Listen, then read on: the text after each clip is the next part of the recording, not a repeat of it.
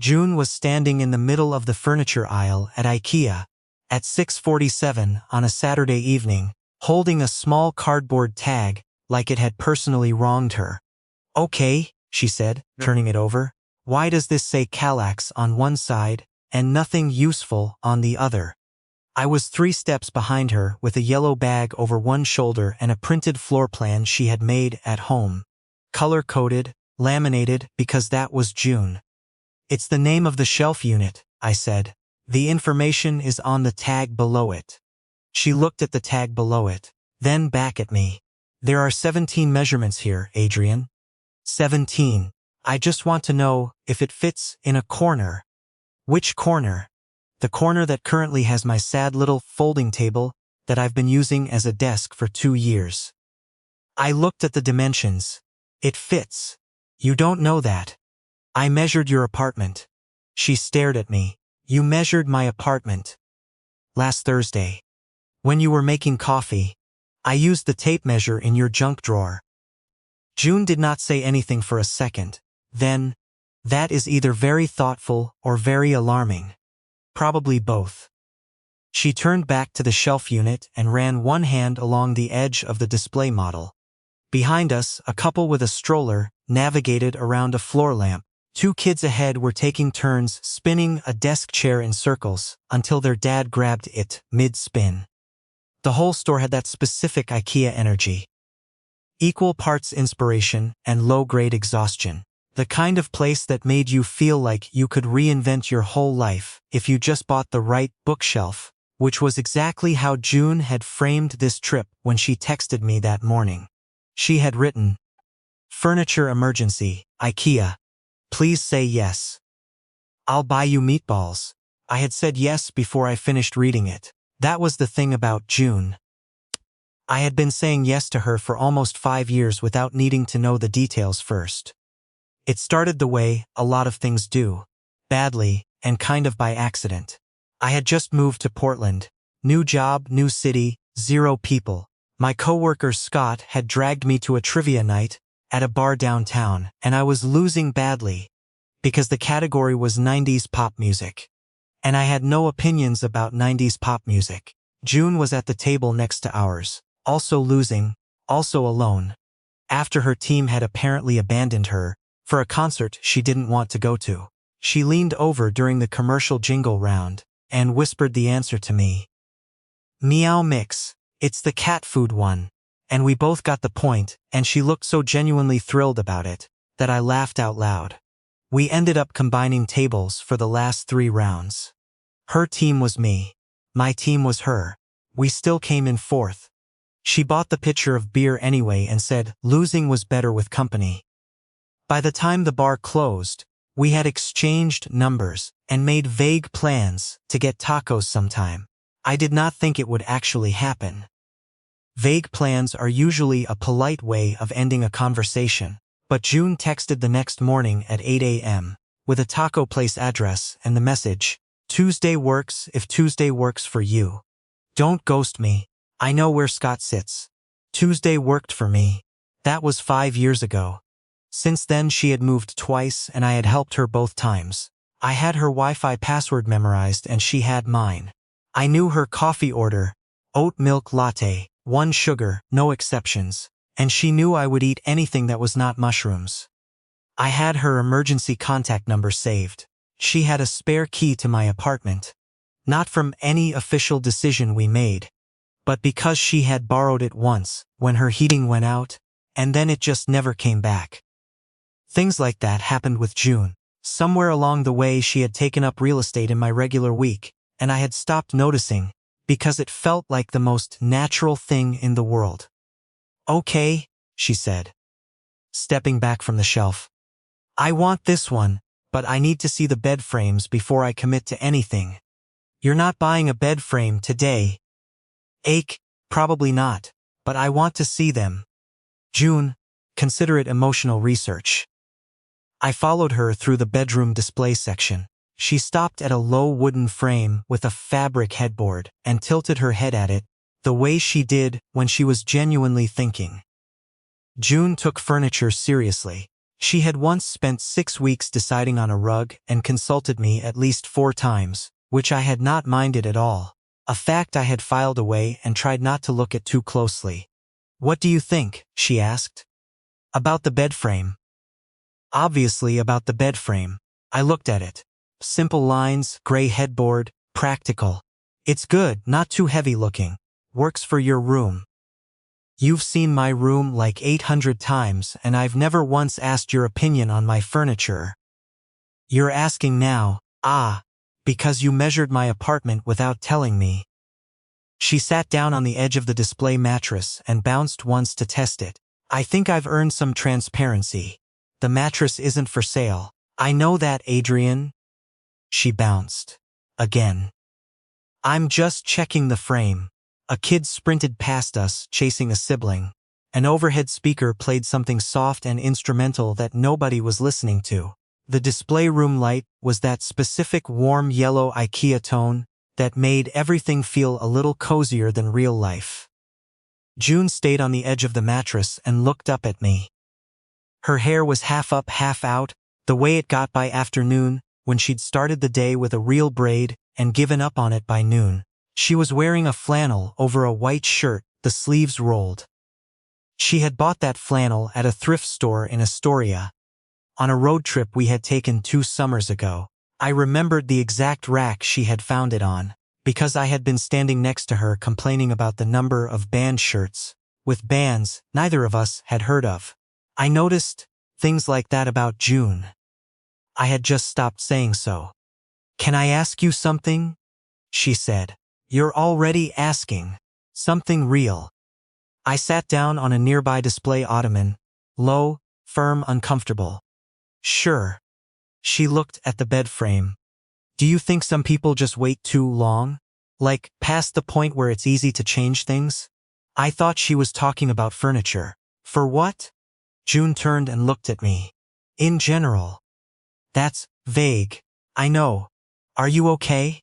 "I'm fine." She said it the way people say it when the answer is more complicated than the word allows. "My sister called this morning. Asked how things were going." I told her fine. She asked if I was seeing anyone. I told her no. She did the thing. "What thing?" The pause, the concerned pause. "Like she's mentally pulling up a spreadsheet of my life, and the numbers aren't adding up." "Your sister means well." My sister has been married since she was 26, and has a very limited tolerance for ambiguity. June picked at a thread on the display duvet. She said I should put myself out there more, which I found interesting, because I feel like I am very much out here. "You are very much out here. Standing in IKEA on a Saturday with someone who pre-measured your apartment." The corner of her mouth moved. "See, when you say it like that, it sounds almost like I have something going for me." I laughed. She didn't quite laugh, but she looked like she wanted to. Then she looked away, back at the bed frame, and the almost law faded into something quieter. She also said. June stopped. "What?" She shook her head a little. "Nothing. Forget it." "June." "It's fine, Adrian. You started a sentence. People abandon sentences all the time. It's healthy. It's called editing." I looked at her. She was doing the thing she did when a topic was getting too close to something real. Filling space with small jokes. Keeping the rhythm moving, so nothing had to sit still long enough to be examined. I knew that pattern better than I knew most things about most people. Okay, I said. "We don't have to talk about it." She nodded. "Good." "But for what it's worth," I said, "I don't think you're waiting too long for anything." June looked at me then. Something in her expression shifted. Just slightly. Just enough that I noticed it. Like a picture that had been hanging slightly crooked, and someone had finally leveled it without announcing the change. "You don't know what I'm waiting for," she said. "No," I agreed. She held my gaze for a second. Then she stood up from the display mattress and smoothed the front of her flannel. "Come on, meatballs." The IKEA cafeteria at 7 on a Saturday has its own specific energy. Tired parents, kids who had maxed out their tolerance for decision-making 45 minutes ago and were now, sustaining themselves on chocolate milk. Couples having conversations with their eyes about whether they should have skipped the lamp section. June and I had been coming here long enough that we had our system. I got the food, she got the table and the drinks, and we did not have to negotiate any of this, because it was just how it worked. I came back with 2 plates of Swedish meatballs and found her at a table near the window with 2 waters and one of those small IKEA pencils she had picked up somewhere in the shelving section. "You don't need to buy anything else," I said, sitting down. "I know." She set the pencil down. "I was just calculating how many of the Calyx boxes I'd need if I wanted to do a whole wall of them in the living room. You live in a 1-bedroom apartment, so I'd really only need 1 wall." I handed her a plate. She stabbed a meatball immediately and ate it without ceremony, while still looking at her handwritten calculations, which were on the back of the laminated floor plan she had made. She had written on the laminated sheet, with a permanent marker. "You brought a marker," I said. "I brought options. To IKEA, to life, Adrian." I ate a meatball. It was fine. IKEA meatballs are always fine, which is somehow exactly what you need from them. Around us, the cafeteria hummed. Someone's toddler was having a small crisis, 2 tables over. That was being handled with a juice pouch and impressive parental calm. A teenager at the counter was taking a picture of their food with an expression of complete detachment. June was drawing a small grid of boxes on the back of her floor plan. She said I seemed like someone who was on hold. June said. I looked up. "Your sister?" She said it nicely, like she wasn't trying to be mean. She was just observing that I seemed like I was waiting for something to start. June kept drawing the grid, not looking at me. She didn't say it like a criticism, more like a question. "What did you tell her?" I told her I was on hold for a plumber, then changed the subject. The corner of her mouth moved. She knows what I did. She's too polite to call it out. I watched June draw another small square. Her handwriting was neat when she was being careful and completely unhinged when she was moving fast. This was the careful version. Each box the same size, like the precision gave her something to hold on to. "Are you?" I asked. "On hold for something?" June stopped drawing. She set the marker down slowly. Then she looked at me, and it was not the way she usually looked at me. The way that said I have a joke ready if this gets too serious. It was something more direct than that. Something that made the cafeteria noise fall back. "I think so," she said. "Yeah. What for?" She picked up her water, took a sip, set it down. "You know what's funny? My sister asked me if I was happy. And I said yes, automatically, like a reflex. And then she asked what made me happy and I just listed a bunch of things. Good coffee. Long weekends, trivia nights." She looked at the table. "You."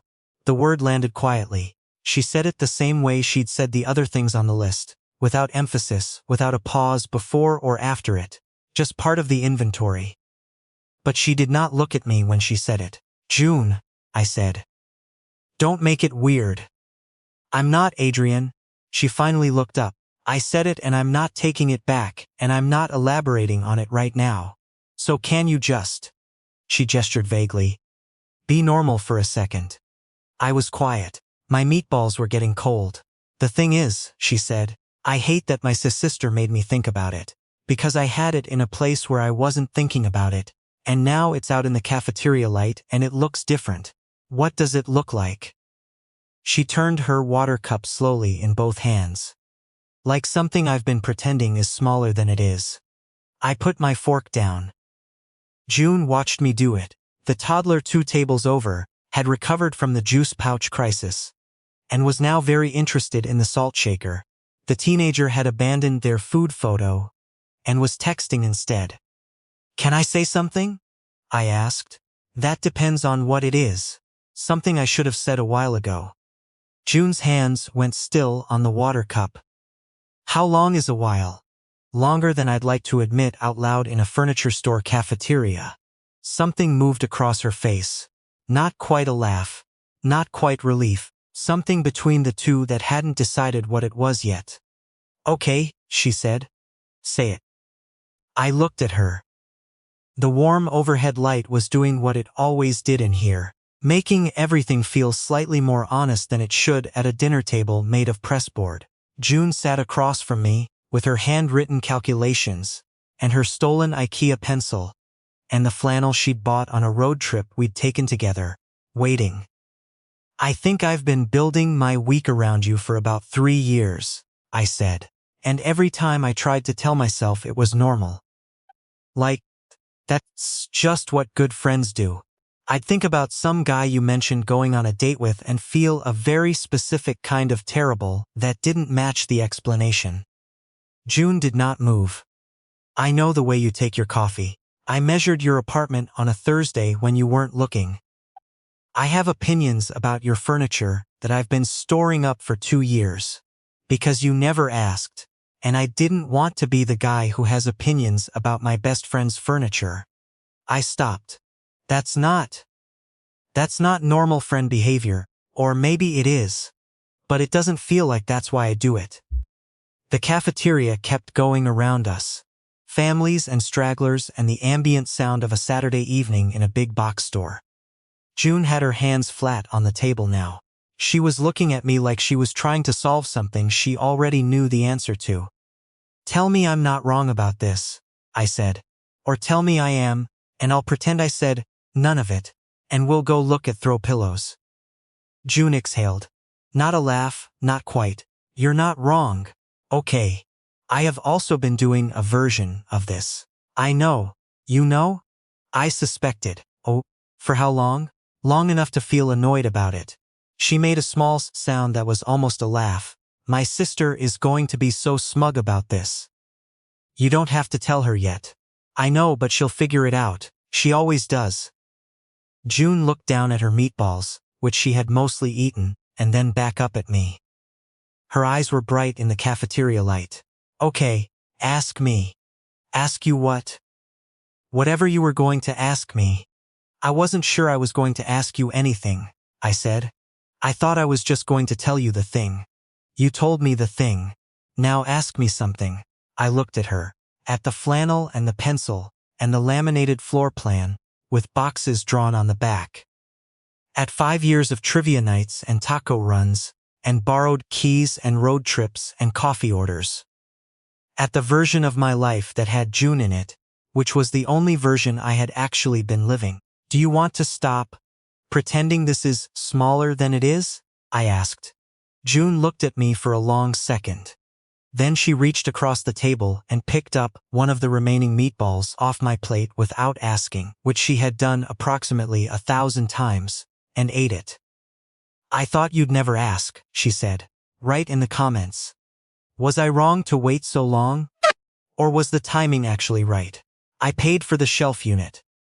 June carried the flat-pack box to the car, insisting she didn't need help, then immediately needed help at the elevator. We drove home with the radio on, and the windows cracked because it was that almost fall temperature, where the air couldn't decide what it wanted to be. She fell asleep in the passenger seat on the freeway, which she had done before, on road trips, on late drives back from the coast. But this time, when I looked over at her, I didn't look away as fast as I used to. We built the shelf unit the next afternoon on her living room floor. It took 2 hours and a YouTube tutorial and a 15-minute argument about whether the instructions were intentionally misleading or just philosophically unclear. June claimed the diagram was a Rorschach test. I said the diagram was fine, and she was impatient. She said I was being pedantic. I said she had the wrong screwdriver. She said I was deflecting. She was right, but the shelf turned out perfectly. After, we sat on her floor eating takeout Thai food from containers while the new shelf stood in the corner, looking extremely responsible and organized. June had already arranged 2 plants and a stack of books on it, which she'd pulled from a box she'd had sitting in her closet since her last move. You had those the whole time, I said. Those books. You've been living with a box of books in your closet. I didn't have anywhere to put them. You could have bought a shelf sooner. I wasn't ready to buy a shelf sooner. She picked a piece of basil out of her noodles and set it on the edge of the container, with the focused care of someone who had opinions about basil. Some things take a while. That's one way to look at it. It's the only way to look at it. She looked up at me. The shelf is there now. The books are on it. It worked out. I looked at her. She looked at me. The overhead light in her apartment was better than the IKEA cafeteria light. Warmer, less institutional. The kind of light that made a living room look like something worth staying in. You're using the shelf as a metaphor, I said. I would never. June. I'm eating noodles, Adriana. You're absolutely using the shelf as a metaphor. She smiled into her takeout container. Maybe. We ate the rest of the food and she made tea after, the kind in the yellow box she kept in the cabinet next to the mugs she'd had since college. It was the specific kind of evening that didn't feel like an occasion, but was one anyway. The kind you remember later, not because anything dramatic happened in it, but because everything felt easy and right, and already exactly where it was supposed to be. Before I left, June walked me to the door the way she always did. I had my jacket on and my keys in hand, and she was leaning against the doorframe in her socks, which she always wore inside even in summer. Thank you, she said, for the shelf, for measuring my apartment like a weirdo, for all of it. You owe me meatballs. You technically only bought yourself meatballs today. I gave you one of my meatballs. You took two of mine. Interest, she said, on the emotional debt. I laughed. She smiled, and then she stepped forward and hugged me. Which was not unusual. We had hugged 1,000 times. But this one lasted a second longer than the usual length of a hug between two people, pretending something was smaller than it was. She pulled back first but didn't move far. We're going to be fine, she said, not like a question. Yeah, I said. We are. I walked down the hallway and heard her door close softly behind me. In the elevator, I looked down at my hands and thought about 5 years of trivia nights and borrowed keys, and a laminated floor plan with boxes drawn on the back. About a road trip where she found a flannel on a rack and I'd been standing right next to her. About all the times I had pre-measured something and not said why. The elevator opened. I walked out into the cool night air. My phone buzzed. June. The shelf looks really good, by the way. You were right about the corner. I typed back, I usually am. She sent a single eye roll emoji. Then, same time next Saturday? I was already smiling before I typed. Yeah, same time next Saturday. That was 3 weeks ago. Not much has changed on the outside. We still go to trivia on Thursdays. She still takes the corner seat so she can see the screen better, and then spends half the time watching people in the bar instead. I still know her coffee order. She still eats off my plate without asking, openly now, without the pretense that it's accidental. But last week when we were walking back from trivia and she tucked her arm through mine against the cold, she didn't say anything to explain it. Neither does I. We just walked past the coffee place and the bookstore and the little Vietnamese spot we'd been meaning to try for 1.5 years. She leaned her head against my shoulder for a block. I had spent a long time knowing exactly how close I was allowed to stand, how long I was allowed to stay, how fast to pull back before something said too much. I had built a whole architecture of almost. Almost said it, almost stayed, almost let myself be exactly where I wanted to be. And the strange thing? When it finally stopped being almost, it didn't feel like a door opening. It felt more like something that had been left unlocked the whole time. I just had to stop walking past it.